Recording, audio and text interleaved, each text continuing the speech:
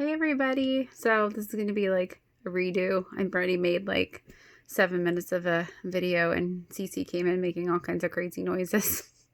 So anyway, I wanted to hop on quick because I feel like that's what everybody says when they do videos is they're going to hop on quick. So I'm hopping on real quick to kind of just give you an update of where I am in my journey and just take you along again in what I've learned through this weight loss challenge that I'm doing. So I am down officially 53 pounds. I now fit in a medium size scrub, which is super exciting.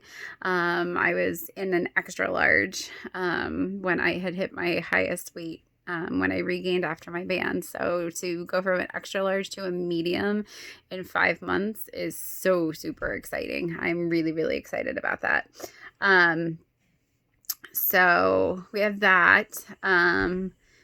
We picked up a basketball net for the kids tonight. It's like new to us, not like in perfect shape, not in horrible shape, but perfect for the kids to use and get outside and play basketball. And Cece to keep up with her skills to who knows what kind of winter session she's going to have in basketball. I mean, we don't, I think, even know the full details of fall anything yet, really. Still trying to plan everything and do the best we can to provide the kids with some kind of activity, during these times. I just came off 3 days of work, so I'm really tired again. So sorry for the, post-shower wet hair. At least I don't have the towel wrapped around my head this time. Look, and tired eyes, very tired eyes. So along with my weight loss journey, I am trying to be better with water. Water is something that I am not very good with. I have never really been good with drinking enough water. I mean, if you ask anyone who works in nursing, we're chronically dehydrated. We don't have time to drink. We don't have time to eat. We don't have time to pee. There's not time for anything because we're so busy taking care of our patients.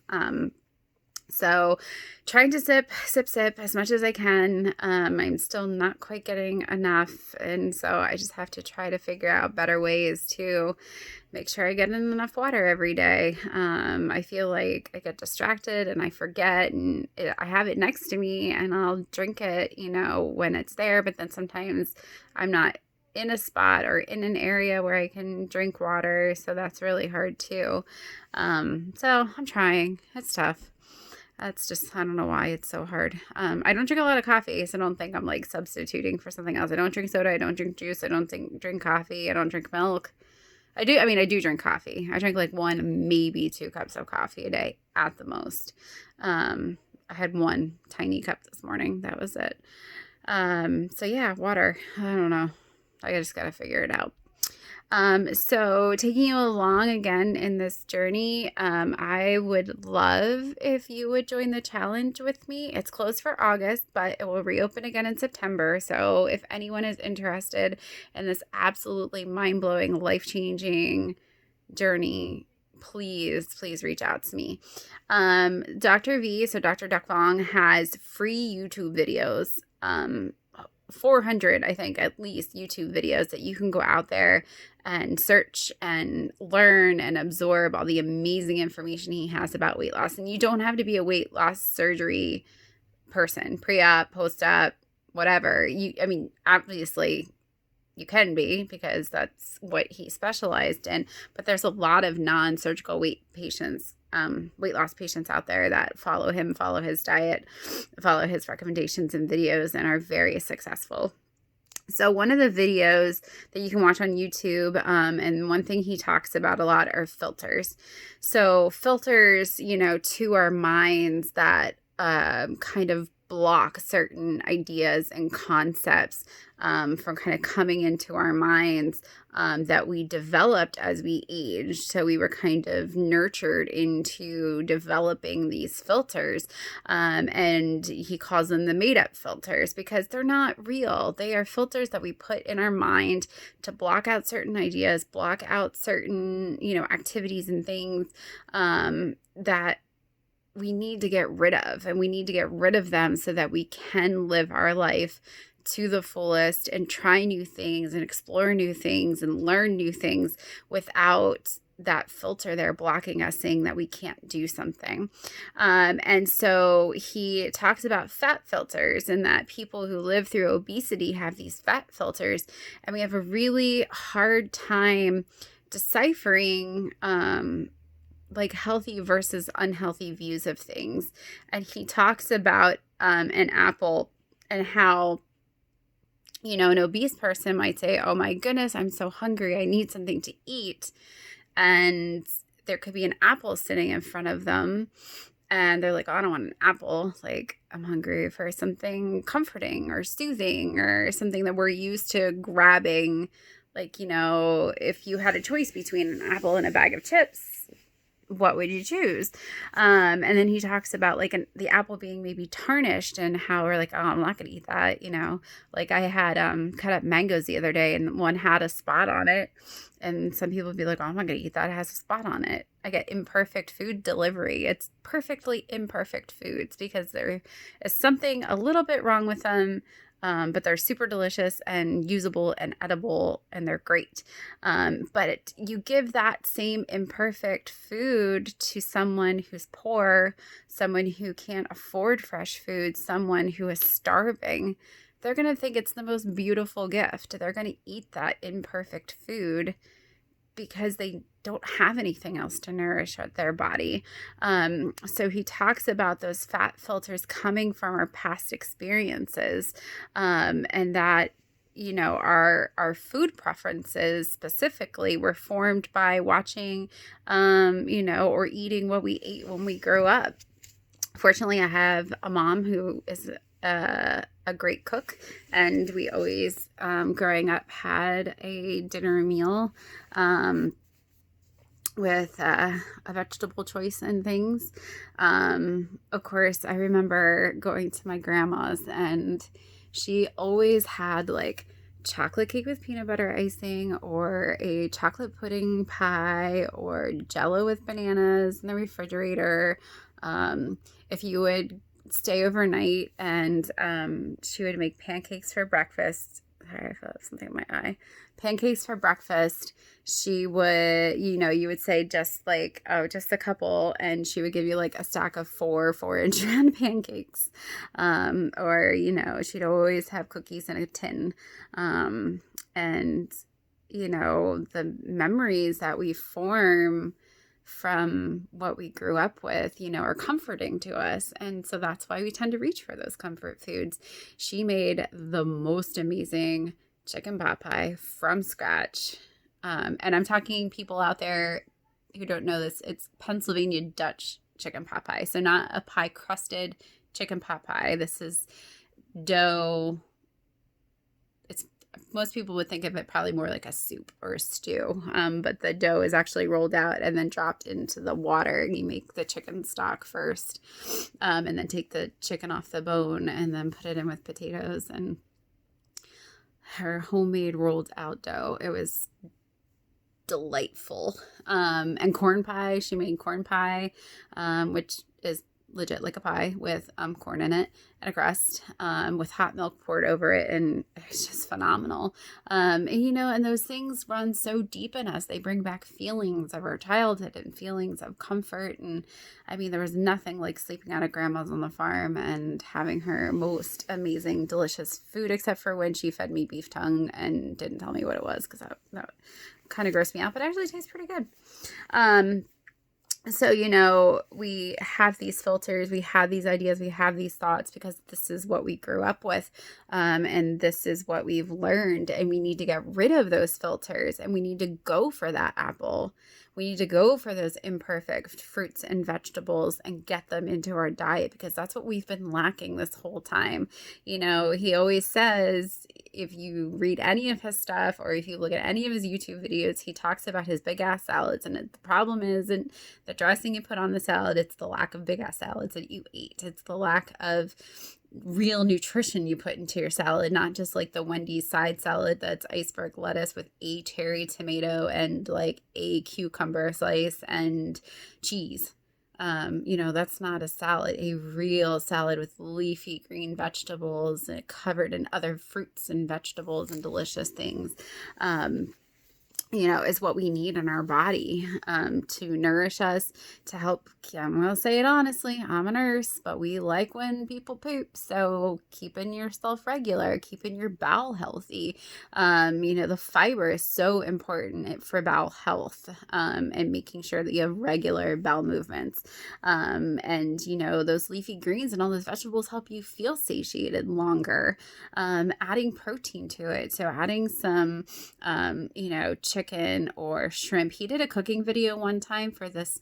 It was an amazing salad, and it had chicken on it, and it was covered with oh my gosh.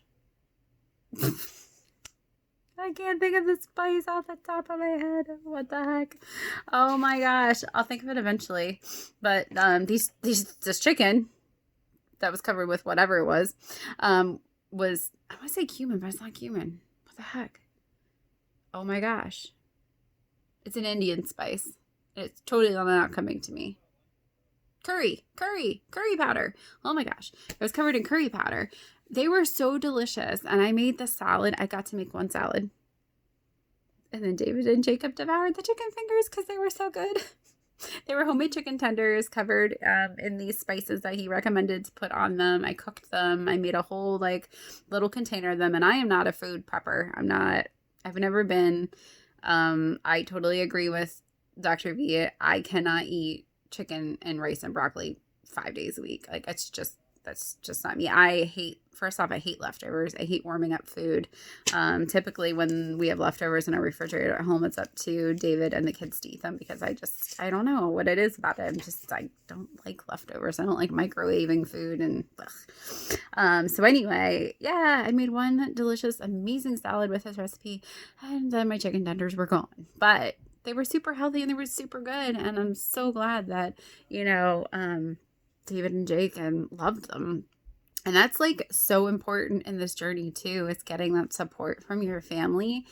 I don't have to make 2 separate meals, one for me and one for David and the kids, because they are right next to me, enjoying this fresh food, enjoying fresh meals, enjoying more vegetables and fruits. And, especially Cecilia, I really thought she would be resistant to it because she is my sweet tooth little girl, but she is also a lot like me in the way that my body developed and, and kind of trouble with weight control. So, it's gotten her away from sweets, which is absolutely amazing because she loves the fruits and the vegetables now. Most vegetables.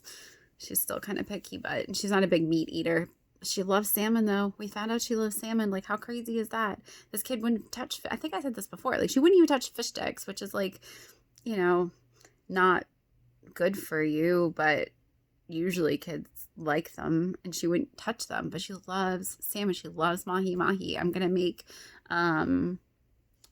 fish tacos tomorrow with, I think it's mahi that came with it from my home chef meals, and she loves it, and it's so exciting and it's so good. And she's really kind of growing into her own with it. She's getting taller, and not that I always tell her being skinny is not important. Being healthy is important, and making sure that you are a good weight.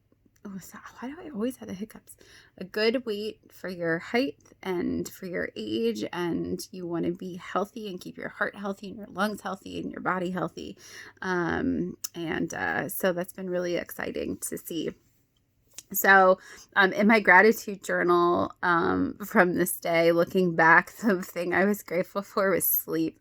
I love sleep. I am a hardcore napper. I mean, if I lay down for a nap, I'm out for 2 hours. I am hardcore when it comes to napping. And I am one of those I love going to bed. I love going to sleep. And so, I'm always grateful for a good night's sleep. And I wrote in here that when I don't get some, I'm grumpy. David might say I'm grumpy. I try not to think I'm ever grumpy, but maybe I'm grumpy when I don't sleep. But I do notice when I don't sleep well, I'm much more sensitive and reactionary to things. So I might not maybe be grumpy per se, but like if something irks me the wrong way, I definitely react to it in a way that I wouldn't if I got enough sleep. And when I'm tired, I have to be honest with myself and listen to my body, and take the time to speak slowly and think slowly and not maybe be so reactionary when I'm tired. And maybe that'll make things a little bit better if I might not seem so grumpy. We'll see. I don't think I'm grumpy. Do you think I'm grumpy? I don't think I'm grumpy. So anyway, most times I'm not. I usually sleep okay. And when I'm not in a good mind frame, because maybe I didn't get enough sleep, I also need to make sure that, I genuinely apologize and I am genuine in my words and my thoughts, and admit to the fact that I'm not being myself, for that reason. So I picked a little excerpt from Now is the Time, 170 Ways to Seize the Moment by Patrick Lindsay.